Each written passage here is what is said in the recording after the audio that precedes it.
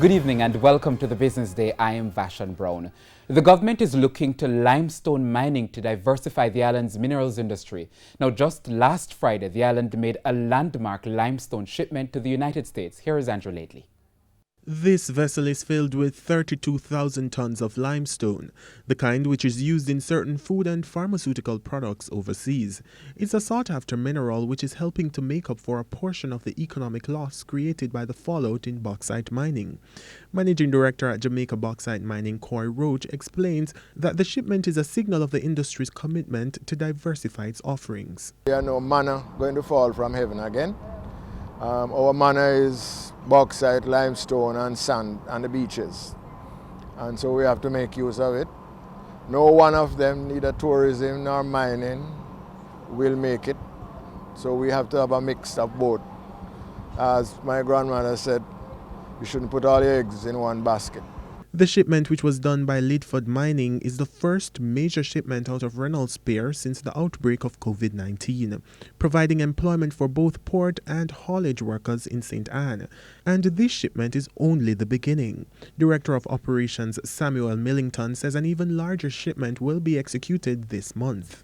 We're also preparing large export shipments for Guantanamo Bay. We have an order for almost 200,000 tons, and we'll start to export that next month, sometime in the middle of next month. So we're geared up at the plant. At the same time, Principal Director of Mining and Minerals in the Mining Ministry, Dr. Oral Rainford, says the shipment is also an indication of the multi-use capabilities of the Reynolds Pier.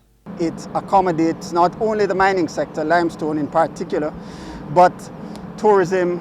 According to local geologists, about 80% of Jamaica is limestone. The limestone shipment has secured $1 million for the island at a time when other foreign exchange channels have been underperforming.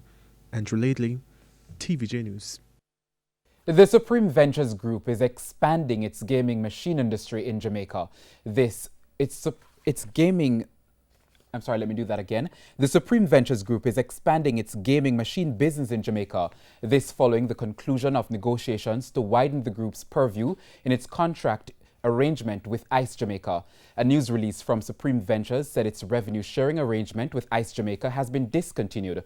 For over 10 years, Ice Jamaica offered Las Vegas-style machines in licensed locations. Supreme Ventures also announced that it's purchasing gaming machines and other equipment located in Jamaica, Trinidad and Guyana from Ice Jamaica.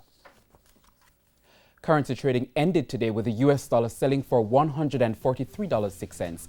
The Canadian dollar closed at $106.17. The pound is going for $177.04, while the euro sold for $161.53. The JC index lost 3,208 points today, and the junior market index is down 15 points. Among the winners were Caribbean Flavors and Fragrances, AMG Packaging and Paper, 1834 Investments, Dolphin Cove and the Sagicor Select Funds Financial. On the losing side were Epley, Dermont Trading, G West Corporation, Main Event Entertainment Group and Wigton Wind Farm. And that's the Business Day. I am Vashan Brown. Have a good evening.